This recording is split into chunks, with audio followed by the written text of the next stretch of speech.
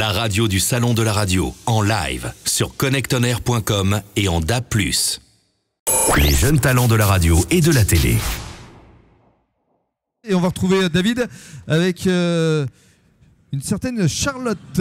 Exactement, je vais vous dire, je lis bien mes fiches, je fais très attention parce qu'on m'a déjà dit qu'on m'enlevait 50% du salaire, donc je vais faire attention aux erreurs. On est bien dans la catégorie journaliste et c'est avec Charlotte de Rouen qui nous vient de Sud Radio, c'est ça ?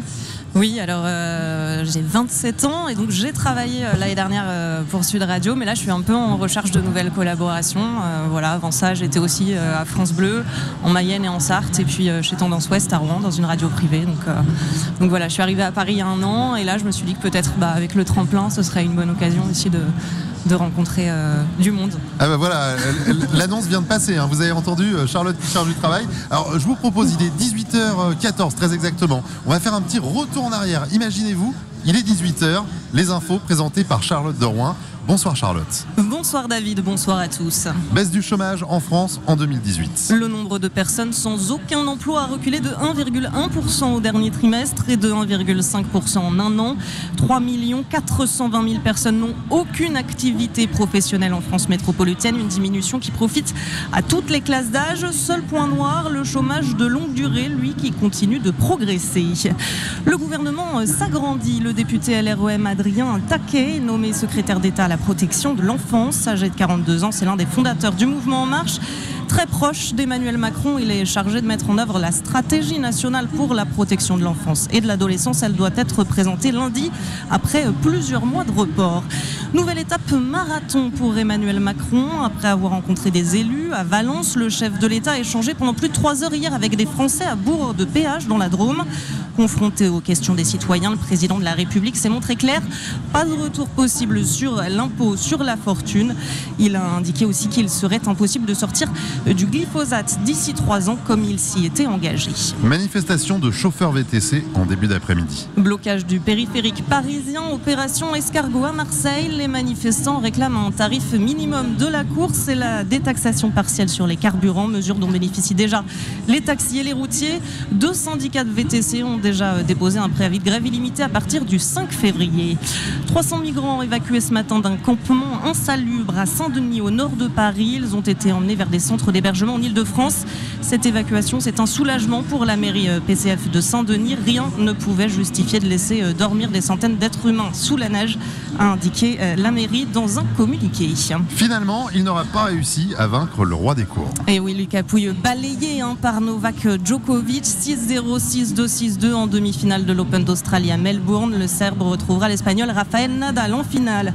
Eux vont tout faire pour défendre les couleurs de la France à Hambourg. Les handballeurs français affronteront les Danois en demi-finale des championnats du monde. Affiche choc de ce mondial, la rencontre promet d'être tendue. Le coup d'envoi a été donné il y a quelques minutes.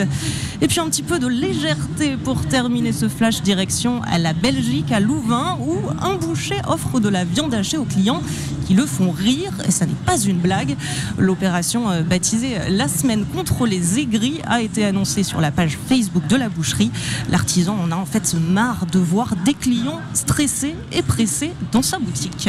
Merci Charlotte, retour des infos très prochainement sur une belle radio, on l'espère. J'espère que vous avez remarqué le talent de Charlotte qui vous rejoint tout de suite. Rémi Castillo pour les questions du jury. Moi j'ai noté au moins 4 mots compte triple comme détaxation, quelque chose comme ça. En tout cas voilà, Charlotte de Rouen qui cherche une nouvelle radio, vous l'avez entendu, elle a notamment collaboré avec l'antenne de Sud Radio. Je crois qu'il y a des gens de Sud Radio qui sont dans la salle. D'ailleurs, petite dédicace à Sud Radio avec la bonnette qui est toute rouge. On s'entend un petit peu en double, c'est que à mon avis le duplex est branché et qu'à l'heure actuelle Charlotte est en train d'arriver vers vous. Rémi, peut-être? Oui, elle est là, elle arrive, Charlotte de Rouen, qui a donc bien fait passer le message.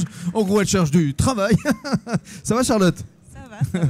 Bien, alors les questions du jury. C'est Trina justement de Sud Radio. Alors bonjour Charlotte, et bravo. Alors est-ce que tu es vraiment spécialisée dans les infos ou est-ce que tu peux proposer autre chose et si oui, quoi?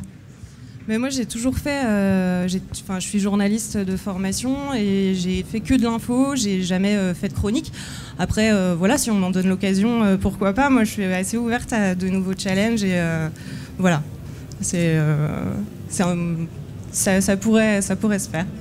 Merci.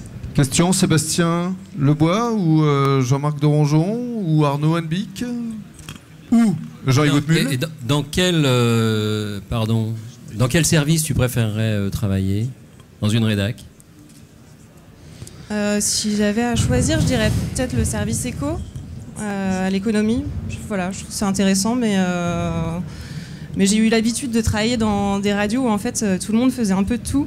Donc, ce qui m'a permis d'avoir un aperçu de tout ce qui pouvait être fait en radio, à la fois aller traiter une audience à un tribunal et en même temps être sur une manif d'agriculteurs. C'est la magie de Sud Radio, ça. Bruno, vous voulez poser une question? Non, c'est vrai que on s'est croisés, puisque tu pigeais chez nous, comme on dit chez les journalistes sur Sud Radio.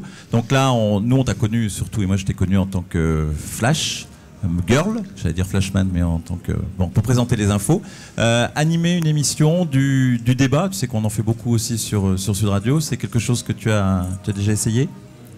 Alors j'avais eu la chance, quand je travaillais en Normandie, de participer à des plateaux au moment des élections l'année dernière, notamment des législatives. Donc après là c'était dans un cadre spécifique, mais c'est vrai que c'était un exercice que j'avais beaucoup aimé. Et puis en fait, pour tout vous dire, j'ai commencé la radio comme ça en fait. J'ai commencé dans une radio associative étudiante et c'était une émission de débat que je faisais.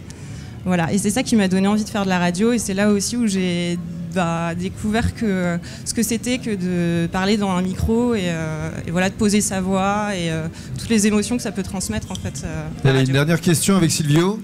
Alors, est-ce que vous vous considérez comme une vraie journaliste de conviction, ou est-ce que vous êtes prête à être dans la voie animation journaliste?